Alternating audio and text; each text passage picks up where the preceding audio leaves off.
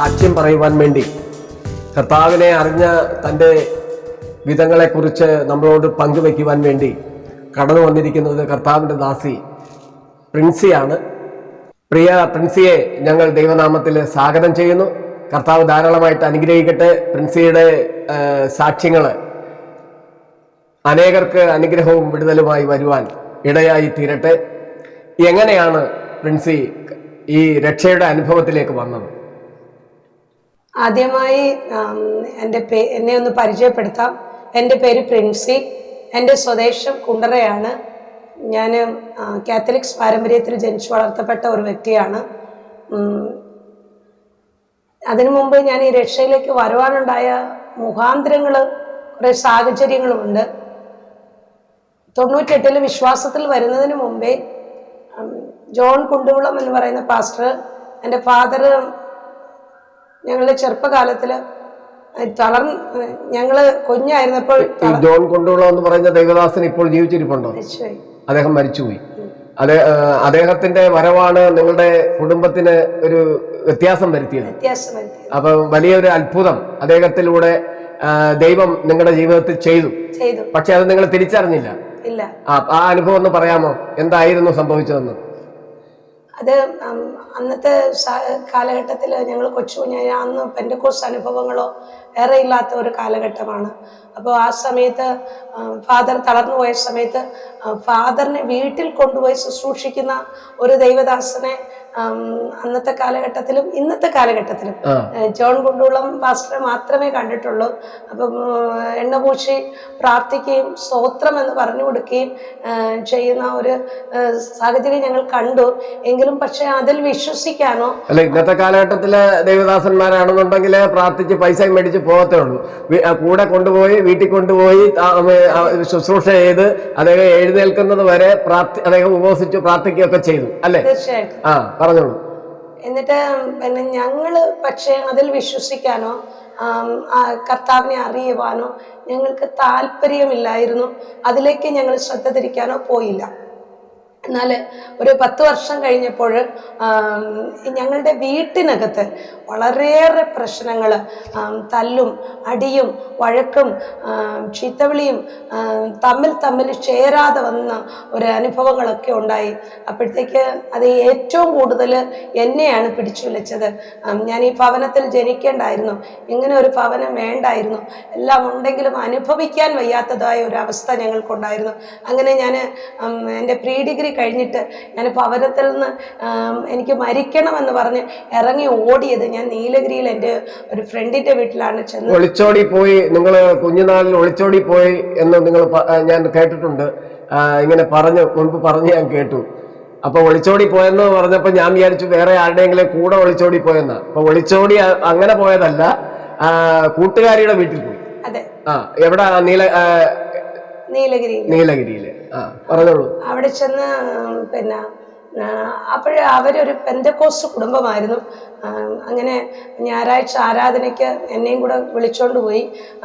പക്ഷെ ഞാൻ ഇതിനകത്ത് ചേരാനോ ആ ആത്മീയ അനുഭവത്തിലേക്ക് എത്തപ്പെടാനോ യാതൊരു സാഹചര്യങ്ങളും ഇല്ലാതിരുന്ന സമയത്ത് ദൈവ സാന്നിധ്യം എന്നെ സ്പർശിക്കുകയും ദൈവത്തിൻ്റെ വചനം ഞാനൊരു പാപിയാണെന്ന് എന്നോട് ഇടപെടുകയും ഞാൻ അവിടെ ഇരുന്ന് വളരെയധികം കരയുകയും ഏറ്റെടുക്കുകയും അതുപോലെ തന്നെ ഒരു പ്രവചനാത്മാവിൽ എന്നോട് ദൈവം ഇടപെടുകയും ഒരു ലേഡിയിൽ കൂടെ അങ്ങനെ ഈ ജീവിക്കുന്നെങ്കിൽ ഈ ദൈവത്തിനായി ജീവിക്കണമെന്ന് തീരുമാനമെടുത്തിട്ട് ഞാൻ എൻ്റെ വീട്ടിലേക്ക് 21 ദിവസങ്ങൾക്ക് ശേഷം മടങ്ങി വരികയും.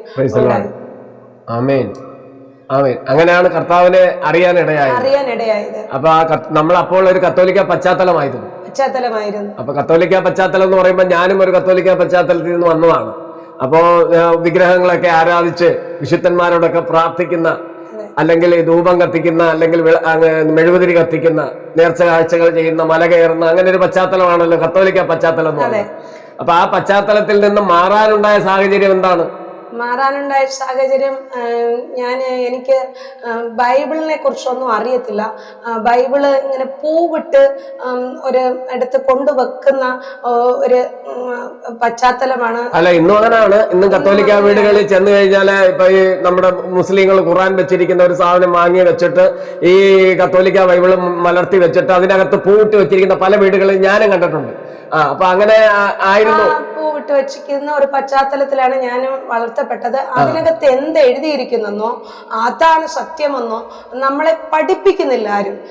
അപ്പം ആ സത്യം എന്താണെന്നറിയാൻ പെന്റക്കോസ്തുകാർക്ക് ഞാൻ വിചാരിച്ചിരുന്നത് ഒരു ബൈബിളുണ്ട്, അത് അവര് മാത്രം എഴുതി ഉണ്ടാക്കിയ, ഇങ്ങനെ ആളുകളെ പറ്റിക്കാൻ എഴുതി ഉണ്ടാക്കിയ ഒരു ബൈബിളാണെന്നാണ് എൻ്റെ വിശ്വാസം. പക്ഷെ ഞാൻ വിടുവിക്കപ്പെടുന്നെങ്കിൽ, ഞാൻ രക്ഷിക്കപ്പെടുന്നെങ്കിൽ, ഞാൻ ഈ സത്യം അറിയുന്നെങ്കിൽ കാത്തലിക്സ് ബൈബിൾ തന്നെ വായിച്ചിട്ട് അതിനകത്ത് സ്നാനമുണ്ടെന്നും അതിനകത്ത് എന്ത് തിരുവെഴുത്തുകൾ എന്ത് എഴുതിയിരിക്കുന്നെന്ന് പരിശോധിക്കാൻ തുടങ്ങിയപ്പോൾ എൻ്റെ അകക്കണ്ണും പുറംകണ്ണും തുറക്കാൻ തുടങ്ങി. എനിക്ക് വലിയ ചൈതന്യം ലഭിക്കാൻ ഇടയായി, വലിയൊരു സന്തോഷവും എന്തെന്നില്ലാത്ത സമാധാനവും ദൈവവചനത്തിൽ നിന്ന് ആശ്വാസമായി എനിക്ക് ലഭിച്ചു. പുറപ്പാട് പുസ്തകത്തിൽ നിന്ന് ദൈവം ഇടപെടുവാനിടയായി, വിഗ്രഹങ്ങളെ ആരാധിക്കരുതെന്ന്, അല്ലേ? അത് ഏത് വചനമാണ് അത് ഇടപെട്ടത്? ആകാശത്തിലും ഭൂമിയിലും, മുകളിൽ ആകാശത്തിലോ താഴെ ഭൂമിയിലോ ജലത്തിലോ ഭൂമിക്കടിയിലോ ഉള്ള യാതൊന്നിന്റെയും പ്രതിമയോ സ്വരൂപമോ ഉണ്ടാക്കുകയോ അവയെ വണങ്ങുകയോ നമസ്കരിക്കുകയോ ചെയ്യും. അതെ അതെ അതെ, ആ വചനമാണ് ഇടപെട്ടത്. അതെ, ആ വചനം ഇടപെട്ടപ്പോൾ എനിക്ക് വലിയൊരു കാഴ്ചപ്പാടും ഉൾക്കാഴ്ച ലഭിക്കാൻ ഇടയായി തീർന്നു. അപ്പോൾ പിന്നീട് സ്നാനത്തെ കുറിച്ച് ദൈവത്തോട് ചോദിച്ചു കൊണ്ടിരുന്നു. അങ്ങനെ ഉൽപ്പത്തി തൊട്ട് വെളിപ്പാട് വരെ വായിച്ചു. ആ സത്യങ്ങൾ ദൈവം എന്നെ ഗ്രഹിപ്പിച്ചു. യോഹന്നാന്റെ കൈക്കീഴെ കർത്താവ് യോർദാനിൽ സ്നാനപ്പെട്ടു എന്ന് മനസ്സിലായപ്പോൾ ഞാൻ 98 യേശു കർത്താവിനെ ജലത്തിൽ സാക്ഷീകരിക്കാൻ ഇടയായി. ജലത്തിൽ സാക്ഷീകരിക്കാന്ന് പറഞ്ഞാൽ വെള്ളത്തിൽ മുങ്ങി സ്നാനപ്പെട്ടു. വെള്ളത്തിൽ മുങ്ങി. 2 തരത്തിലുള്ള സ്നാനം. കത്തോലിക്ക സ്നാനം എന്ന് പറഞ്ഞാല് ശിശു സ്നാനമാണ്, അത് തളിപ്പ് സ്നാനമാണ്. അത് സ്നാനമല്ല. അത് കാരണം സ്നാനം എന്ന വാക്കിന്റെ അർത്ഥം കുളി എന്നാണ്. അപ്പൊ മാമോദീസ എന്ന വാക്കിന്റെ അർത്ഥം മുക്കുക, ആഴ്ത്തുക, നിമഞ്ജനം ചെയ്യുക എന്നൊക്കെയാണ് അതിന്റെ അർത്ഥം. അപ്പൊ വെള്ളത്തിൽ പൂർണ്ണമായിട്ടും മുക്കണം. ഈ സ്നാനയോഹന്നാന്റെ കൈക്കീഴില് യേശു യോർദാനിൽ മുങ്ങി, വെള്ളത്തിൽ മുങ്ങി സ്നാനപ്പെട്ടതുപോലെ പ്രിൻസി വെള്ളത്തിൽ മുങ്ങി സ്നാനപ്പെട്ടു. നീലഗിരിയിൽ വെച്ച് നീലഗിരിയിൽ വെച്ച്. അതെ. അപ്പൊ കാരണം ഞങ്ങള് 9 പേരുണ്ട്. കാത്തലിക്സ് ഒരു വലിയ കുടുംബത്തിലെ അംഗമായതുകൊണ്ട് ഞങ്ങളുടെ അടുത്തുള്ള പാസ്റ്റർ പറഞ്ഞു നീലഗിരിയിൽ തന്നെ പോയി സ്നാനപ്പെട്ടു വരുന്നതാണ് നല്ലതെന്ന്. രക്ഷിക്കപ്പെട്ടത് അവിടെയാണ്, നീലഗിരി. അപ്പൊ അവിടെ തന്നെ സ്നാനവും നടക്കുവാൻ ഇടയായത്. അതെ. അത് കഴിഞ്ഞ് പിന്നെ ഞാന് ഒത്തിരി ആത്മീയ ദൈവത്തിന്റെ പരിശുദ്ധാത്മാഭിഷേകം പ്രാപിച്ചത് എങ്ങനെയാണ്? അഭിഷേകം പ്രാപിച്ചത് കുറെ അധികം ഉപവസിക്കുകയും പ്രാർത്ഥിക്കുകയും പല സഭകളിലും, വെള്ളക്കുളങ്ങര ചർച്ചോകോട്, തേവലക്കര ചർച്ചോകോട്, മാഞ്ഞാലി ചർച്ചോകോട്, അതേപോലെ സുരേഷ് ബാബു പാസ്റ്റർ ബ്രദർ നടത്തിയ ഉത്തരിക്കണ്ടത്ത് ഒരു 40 ദിവസത്തെ ഉപവാസം ഞാനും എൻ്റെ ഫ്രണ്ടും ഒക്കെ പങ്കെടുത്തു. അതിനകത്ത് വലിയ ലോകത്തിലെ തന്നെ വലിയ ദൈവദാസന്മാർ, ആമോസ് സിംഗ് എടുത്തു പറയത്തക്ക ഞാനും എൻ്റെ ഒരു ഫ്രണ്ടും ഉണ്ടായിരുന്നു. ഞങ്ങളെ തലയിൽ കൈവക്കുകയും ഞങ്ങൾ ഒത്തിരി ആത്മീയ അനുഭവങ്ങൾ പ്രാപിക്കാൻ ഇടയായി. ദർശനങ്ങളും വെളിപ്പാടുകളും പ്രാപിച്ചു. അനേകയിടങ്ങളിൽ ശുശ്രൂഷ അന്യഭാഷ അടയാളത്തോടുകൂടി അഭിഷേകം പ്രാപിച്ചു. Praise the Lord. ഹല്ലേലൂയ. ദൈവം അനുഗ്രഹിക്കട്ടെ. അപ്പൊ തന്നെ നിങ്ങളുടെ വിവാഹം എപ്പോഴായിരുന്നു? 2004 ഒക്ടോബറിലായിരുന്നു ഞങ്ങളുടെ വിവാഹം. വിവാഹം കഴിഞ്ഞ് അദ്ദേഹത്തിന്റെ പേരെന്താണ്? തേവലക്കര ചർച്ചോടുള്ള വിശ്വാസിയാണ്, ബിജി വർഗീസ് എന്നാണ്. ബിജി വർഗീസ്. അദ്ദേഹം ഒരു ശുശ്രൂഷകൻ കൂടിയാണ്. അതെ. അപ്പൊ വിവാഹം കഴിഞ്ഞിട്ട് അങ്ങനെ ഞാൻ കേട്ടിട്ടുണ്ട്. അദ്ദേഹം നിങ്ങളുടെ വിവാഹ ശേഷം അദ്ദേഹം തളർന്നു പോകുവാനിടയായി. അതിന്റെ കാര്യം ഒന്ന് പറയാമോ? അതെ, ദുബൈയിലും പിന്നെ ബഹറിലും 6 മാസം ശുശ്രൂഷ ചെയ്ത് മടങ്ങി വന്നു. കംപ്ലീറ്റ് തളർന്നു പോയി. അപ്പോൾ ഞാൻ സഭയിൽ അന്നും 21 ദിവസം ഉപവാസം ഇരുന്നു, പ്രാർത്ഥിച്ചു. അങ്ങനെ ഒരു ദൈവശബ്ദം എൻ്റെ കാതുകളിൽ മുഴങ്ങി യഹൂദിയിലും യെരുശലേമിലും ശമരിയയിലും ഭൂമിയുടെ അറ്റത്തോളം നിങ്ങൾ എൻ്റെ സാക്ഷിയാകുമെന്ന് ആ വചനത്തിൽ കയറി പിടിച്ചു. ഒരിക്കലും എഴുന്നേൽക്കില്ലെന്ന് പറഞ്ഞ കൂട്ടുദാസൻ സ്വർഗം എഴുന്നേൽപ്പിച്ചു. പിന്നീട് 2006 ഓഗസ്റ്റ് 1 ആരും തലമുറകൾ ഞങ്ങൾക്ക് ഉണ്ടാകത്തില്ലെന്ന് ഞങ്ങളുടെ സഭയിലും പുറത്തും അകത്തുമുള്ളവർ വിധി എഴുതിയ സ്ഥാനത്ത്. കാരണം അങ്ങനെ പറയാൻ ഒത്തിരി കാരണങ്ങളുണ്ട്. ഞാനും നല്ല സുഖമില്ലാതെ ഇരിക്കുകയായിരുന്നു.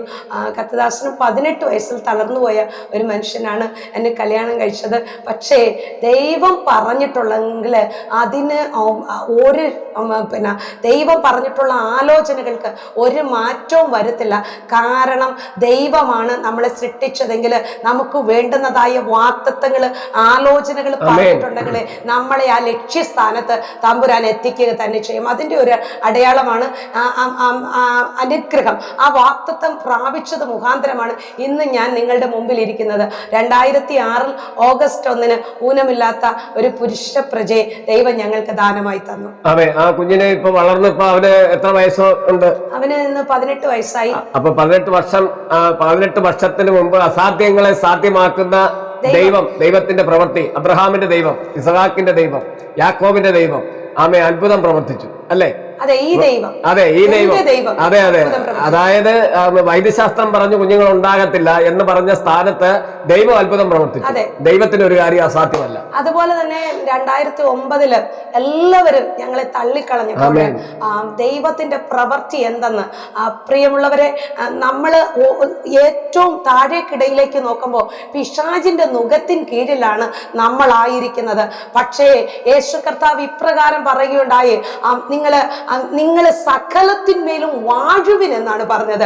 ആ വാഴ്ച നമ്മൾ അനുഭവിക്കണമെങ്കിൽ, ആ പരിശുദ്ധാത്മാവിന്റെ തേജസ്സും സാന്നിധ്യവും അനുഭവിക്കണമെങ്കിൽ, ആ പരിശുദ്ധാത്മാവിന്റെ സാന്നിധ്യത്തിലേക്ക് നമ്മൾ കടന്നു ചെല്ലുമ്പോൾ ഏറിയ ദൈവ സാന്നിധ്യം, പിന്നെ നമ്മൾ താഴേക്കല്ല നോക്കുന്നത്, ഉയരത്തിലുള്ളത് ചിന്തിപ്പാൻ ഇടയായി തീരും. അങ്ങനെ യേശു കർത്താവ് ഞങ്ങൾക്ക് വേണ്ടുന്നതെല്ലാം ഒരുക്കി വെച്ചിട്ടാണ് ഞങ്ങളെ വിളിച്ചത് എന്നുള്ള ആ നിശ്ചയവും ഉറപ്പും ധൈര്യവും ദൈവം ഞങ്ങൾക്ക് നൽകി തന്നു. പടിപടിയായി ഞങ്ങൾക്ക് ജീവിതത്തിനകത്ത് ആത്മീയമായതും ശാരീരികമായതും മാനസികമായതും സാമ്പത്തിക വഴികളും ഞങ്ങൾക്ക് എല്ലാ തലങ്ങളിലും ഒരുക്കി തന്ന് ഇന്നും മാന്യമായി ഞങ്ങളെ ദൈവം നടത്തുന്നു. അതെ, അങ്ങനെയാണല്ലോ വചനം, അങ്ങനെയാണല്ലോ. സകലത്തിലും ഞാൻ നിന്നെ അനുഗ്രഹിക്കും. അതെ, ഭൗതികമായും ശാരീരികമായും ആത്മീകമായിട്ടും ഒരു സത്യദൈവത്തെ അറിഞ്ഞ് സത്യമായിട്ട് മുന്നേറുമ്പോൾ, സത്യസന്ധതയോട് മുന്നേറുമ്പോൾ ആ സത്യദൈവം ഒന്നിനും മുട്ടില്ലാതെ നടത്തുവാൻ മതിയായ ദൈവം. അതാണല്ലോ വചനം പറയുന്നത്, നേരോട് നടക്കുന്നവർക്ക് ഒരു നന്മയും മുടക്കുകയില്ല എന്നുള്ളത്. അപ്പോൾ തന്നെ നിങ്ങളുടെ ശുശ്രൂഷകളിൽ നിങ്ങൾക്ക് ദൈവം അനേക കൃപകൾ തന്നു, വെളിപ്പാടുകൾ തന്നു, ദർശനങ്ങൾ തന്നു, ആലോചനകൾ തന്നു. അപ്പോൾ തന്നെ ഒത്തിരി വിടുതലിന്റെ ശുശ്രൂഷകളും നിങ്ങൾ ചെയ്യാറുണ്ട്. അപ്പൊ ആ ശുശ്രൂഷകളെ ദൈവത്തിന്റെ ആത്മാവ് നിങ്ങൾ എങ്ങനെയാണ് ദൈവം ഉപയോഗിച്ചിട്ടുള്ളത്? വ്യത്യസ്തമായ രീതിയിൽ ദൈവം ഉപയോഗിച്ചിട്ടുണ്ട്. പല സഭകളിലും വിളിച്ച് ദൈവം ശുശ്രൂഷിപ്പാൻ ഇടയായി തീർന്നു. എൻ്റെ ആഗ്രഹവും അതായിരുന്നു. അതിനായിട്ട് ഞാൻ പ്രയത്നിക്കുകയും ദൈവ സാന്നിധ്യം അനുഭവം ദൈവത്തോട് കൂടെ നടക്കുകയും ചെയ്തു. പിന്നെ ദൈവത്തിൽ നിന്ന് ഒത്തിരി കാര്യങ്ങൾ ദൈവം എന്നെ പഠിപ്പിച്ചു തന്നു. അതനുസരിച്ച് മറ്റുള്ളവരോട് ദൈവവചനം പറയാനും അവരിൽ ആയിരിക്കുന്ന ആ ബന്ധനങ്ങൾ, ആ ഇരുട്ടിൻ്റെ വ്യാപാരങ്ങൾ വചനം പറഞ്ഞുകൊണ്ടിരിക്കുമ്പോൾ അവരിൽ നിന്ന് അത് അഴിഞ്ഞു മാറുകയും അവർ സന്തോഷം അനുഭവിക്കാതിരിക്കുന്നിടത്ത് അവർ ഒരു ഇരുട്ടിന്റെ അവരുടെ മുഖത്ത് ഒരു പ്രസന്നത വരാതിരിക്കും. ദൈവവചനം പറയുമ്പോൾ അവർ വിടുതൽ പ്രാപിക്കുന്നതും ഞങ്ങൾ ഒരുമിച്ച് അനുഭവിക്കാൻ ഇടയായിട്ടുണ്ട്. അപ്പൊ ദൈവത്തിന്റെ ആദിമ സഭയിലെ ദൈവവചനം പറഞ്ഞവരുടെ മേൽ ദൈവത്തിന്റെ പരിശുദ്ധാത്മാവ് വന്ന പോലെ വചനം കേൾക്കുന്നവരുടെ മേൽ ദൈവശക്തി വന്നിട്ട് അവരിലുള്ള പൈശാചിക ബന്ധനങ്ങൾ പലപ്പോഴും അഴിഞ്ഞുപോയി പലരും സ്വതന്ത്രമാകുന്ന ശുശ്രൂഷകൾ ചെയ്തിട്ടുണ്ട്. പല സ്ഥലങ്ങളിലേക്കും കടന്നു പോയിട്ടുണ്ട്, ഇന്നും കടന്നു പോയിക്കൊണ്ടേ ഇരിക്കുകയാണ് അല്ലെ? അനേക കുടുംബങ്ങള് വിടുതൽ പ്രാപിച്ചിട്ടുണ്ട്, വ്യക്തികൾ വിടുതൽ പ്രാപിച്ചിട്ടുണ്ട് അല്ലെ? അപ്പൊ അങ്ങനെ ഏതെങ്കിലും ഒരു വിടുതൽ പ്രാപിച്ച ഒരു കാര്യം പറയാൻ പ്രത്യേകമായിട്ട് ഓർക്കുന്ന എന്തെങ്കിലും കാര്യങ്ങളുണ്ട്? ഒരു വീട്ടിൽ ഇങ്ങനെ ചെന്നപ്പോൾ അവർക്ക് ഒത്തിരി ദൈവദാസന്മാരും പ്രവാചകന്മാരും ഒത്തിരി ആൾക്കാരും ഒക്കെ ഉള്ള ഒരു വലിയ സമൂഹത്തിൽ ഉൾപ്പെട്ട് നിൽക്കുന്ന ഒരു കർത്തദാസിയാണ്. അപ്പോൾ ഞാൻ എന്നോട് ഒരു വാക്ക് പ്രാർത്ഥിച്ചിട്ട് പോകാൻ പറഞ്ഞു. അപ്പോൾ ഞാൻ പ്രാർത്ഥിച്ചുകൊണ്ടിരിക്കുമ്പോൾ ദൈവം എനിക്കൊരു വെളിപ്പാട് കാണിച്ചു തന്നു. ഒരു പല്ലി, ഒരു അപ്പോഴ് ഒരു ചത്ത പല്ലിയാണ് എന്നെ കാണിക്കുന്നത്. അത് വലിയൊരു വെളിപ്പാടായിരുന്നു. അപ്പോൾ ഞാൻ ചോദിച്ചു, ഒരു പല്ലി കണ്ടു ഭയപ്പെട്ടോ എന്ന് ദേവദാസിയോട് ചോദിച്ചു. അപ്പോൾ പറഞ്ഞു, അത് ചത്ത പല്ലിയായിരുന്നു, ഒരു ലെറ്റർ ബോക്സിൽ ഇരിക്കുന്നത് ഞാൻ കണ്ടു. പക്ഷെ ഞാൻ അതിനെ നോക്കുമ്പോൾ എൻ്റെ ഉള്ളം ഭയപ്പെടുന്ന രീതിയിൽ അത് വലിയതായി തീരാനിടയായിത്തീർന്നു. അതാണ് തിരുവചനം ഇങ്ങനെ പറയുന്നത്, ആകാശത്തിലും ഭൂമിയിലും സമുദ്രമധ്യത്തിലും ഒരു അധോലോക മണ്ഡലങ്ങളും ഭൂമണ്ഡലങ്ങളിലും ഒരു ശക്തിയുണ്ട്, അതിനെ നിങ്ങൾ പുറത്താക്കുവിൻ. അപ്പോൾ ദൈവസ്നേഹത്താൽ നമ്മൾ നിറയപ്പെടുമ്പോൾ പൈശാചിക ശക്തികൾ കീഴടക്കുന്നത് നമുക്ക് കാണാൻ സാധിക്കും. അത് പറഞ്ഞ മാത്രയിൽ കുറച്ചധികം അവർക്ക് പ്രാർത്ഥിക്കാൻ തക്കവണ്ണം ഇടയായിത്തീർന്നു. അങ്ങനെ ആ സ്പിരിറ്റ് അവരിൽ നിന്ന് വിട്ടുപോകാൻ ആ ഭയത്തിലൂടെ കയറിയ സ്പിരിറ്റ്. അതായത് ചില വ്യക്തികള് എനിക്ക് ഒത്തിരി അനുഭവങ്ങളുണ്ട്. ചിലർക്ക് ചില കാര്യങ്ങൾ കണ്ട് ഭയപ്പെടുമ്പോഴാണ് അകത്തേക്ക് അതൊരു വാതിൽ തുറന്നു കിട്ടും പിശാചിന് കയറാൻ. അതുകൊണ്ട് കർത്താവ് പറഞ്ഞ് ഭയപ്പെടരുതെന്ന്. കാരണം അതായത് വിശ്വാസം ദൈവം പ്രവർത്തിക്കാൻ എങ്ങനെയാണോ അതുപോലെയാണ് ഭയം പിശാച് ആ വ്യക്തിയിൽ പ്രവർത്തിക്കും. അതുകൊണ്ടാണ് കർത്താവ് പറഞ്ഞ് ഭയപ്പെടാൻ പാടില്ല. ഏതൊരു കാര്യത്തിലായാലും നമ്മൾ വിശ്വാസികൾ ധൈര്യത്തോടെ നിൽക്കണം. അതെ, എൻ്റെ അങ്ങനെ ഒരു ഭയം എന്നിലും ഉണ്ടായിരുന്നു. അതിൽ നിന്ന് റിക്കവർ ആയതുകൊണ്ടാണ് ദൈവം ഇത്തരത്തിൽ എന്നെ ഉപയോഗിക്കുന്നത്. അത് തകശ്ശേരി 2018 ഞാൻ അവിടെ താമസിച്ചുകൊണ്ടിരിക്കുമ്പോൾ എല്ലാം ശൂന്യമായി കളയുന്ന ഒരു അവസ്ഥ പിശാച് എൻ്റെ ജീവിതത്തിൽ കൊണ്ടുവന്നിട്ടു. അപ്പോൾ എൻ്റെ ജീവിതത്തിനകത്ത് ഇരുട്ട് വ്യാപരിക്കാനിടയായി. അപ്പോൾ ഞാൻ പറഞ്ഞു, കർത്താവേ മതി, എനിക്ക് ജീവിക്കണ്ട എന്ന് എൻ്റെ നാവ് കൊണ്ടാണ് പറഞ്ഞത്. അപ്പോൾ നമ്മുടെ നാവിനകത്ത് ജീവനും മരണവും അധികാരത്തിന്മേൽ ഇരിക്കുന്നു. നാം ഏത് ഇഷ്ടപ്പെടുന്നോ അത് നമ്മുടെ ജീവിതത്തിനകത്ത് ഭവിക്കുമെന്ന് എനിക്ക് മനസ്സിലായി. അങ്ങനെ 3 മാസം സ്ട്രോക്ക് വന്ന് ഞാൻ കിടപ്പാൻ ഇടയായി തീർന്നു. പിന്നീട് ലാസറെ പുറത്തു വരിക എന്ന് പറഞ്ഞപ്പോൾ ലാസർ പുറത്തു വന്നു. എന്നാൽ കെട്ടിയവൻ തന്നെ കെട്ടഴിക്കണമെന്ന് പറഞ്ഞതുപോലെ കെട്ടിവെച്ചതാരോ. അപ്പോൾ ദൈവസന്നിധിയിൽ എൻ്റെ പാപങ്ങളും ആ കുറ്റങ്ങളും ഏറ്റു പറഞ്ഞു. എന്നിൽ നിന്ന് ആ ഇരുട്ട്, ആ പൈശാചിക തലം, അല്ലെങ്കിൽ ആ സ്ട്രോക്ക് വന്ന് കിടന്ന ആ മൂമെന്റിൽ മാറിപ്പോകാൻ ഇടയായി തീർന്നു. ഇന്ന് ഞാൻ ഒരു മരുന്നും കഴിക്കുന്നില്ല. ദൈവം പൂർണ്ണമായിട്ടും എന്നെ ആ സ്ട്രോക്കിൽ നിന്ന് സൗഖ്യമാക്കാനിടയായി. അപ്പൊ ഒരു അറ്റാക്ക് വന്നിട്ട് ഇന്ന് വരെ ഉപവസിച്ച് പ്രാർത്ഥിക്കുക. അറ്റാക്ക് വന്നു, ഉപവസിച്ച് പ്രാർത്ഥിച്ചു, ഒരു മരുന്നും ഇതുവരെ എടുത്തിട്ടില്ല. ഇപ്പോൾ അങ്ങനെ ഒരു പ്രശ്നം ശരീരത്തിലില്ല. കർത്താവ് പൂർണ്ണ സൗഖ്യം തന്നു. ആമേൻ, സ്തോത്രം. പിന്നെന്തെങ്കിലും പ്രത്യേകിച്ച് പറയാനുണ്ടോ? പിന്നീട് 2018 ആ സംഭവം കഴിഞ്ഞു. പിന്നെ ഇന്നേ വരെ എന്നെ ആ പ്രശ്നം അലട്ടിയിട്ടില്ല.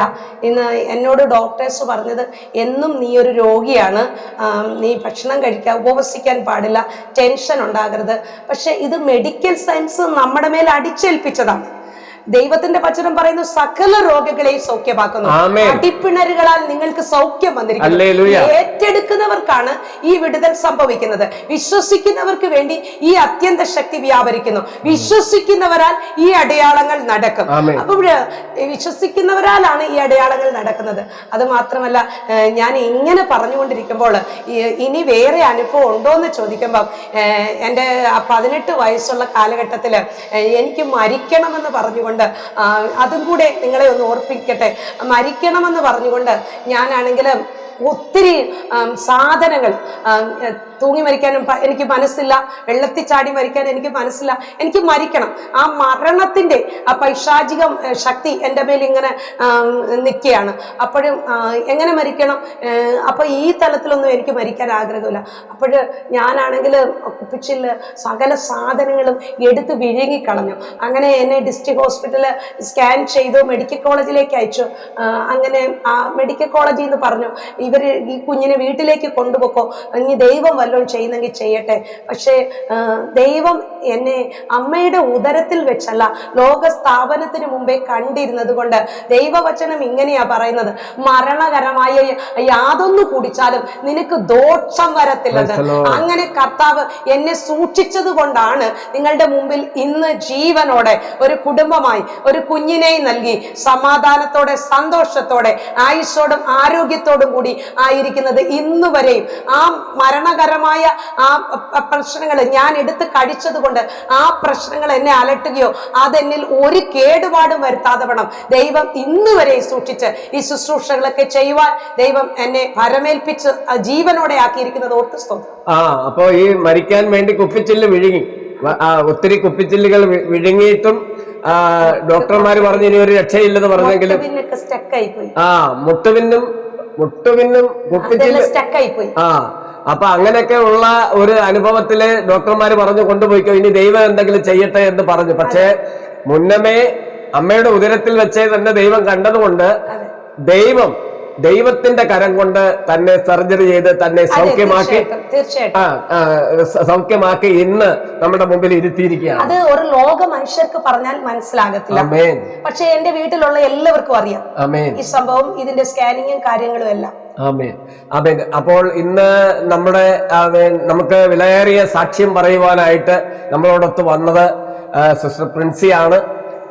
ദൈവം ദാനമായി ഒരു മകനെ കൊടുത്തിരിക്കുന്നു. തന്റെ ജീവിത പങ്കാളിയും സുവിശേഷ വേലയിലെ തൽപരമായി പ്രവർത്തികൾ ചെയ്തിരിക്കുന്നു. ഇവരെ കുടുംബമായി ദൈവം അനുഗ്രഹിക്കട്ടെ. ഈ കുടുംബത്തെ ഓർത്ത് പ്രത്യേകമായിട്ട് പ്രാർത്ഥിക്കാം. ഈ സാക്ഷ്യം നിങ്ങളുടെ ജീവിതത്തില് ഒരു അനുഗ്രഹമായി അല്ലെങ്കിൽ കർത്താവുമായിട്ട് കൂടുതൽ അടുത്തു വരുന്നതിന് കാരണമായി തീരട്ടെ എന്ന് പറഞ്ഞുകൊണ്ട് എല്ലാവർക്കും നന്ദി. ദൈവം നിങ്ങളെ ധാരാളമായിട്ട് അനുഗ്രഹിക്കുമാറാകട്ടെ.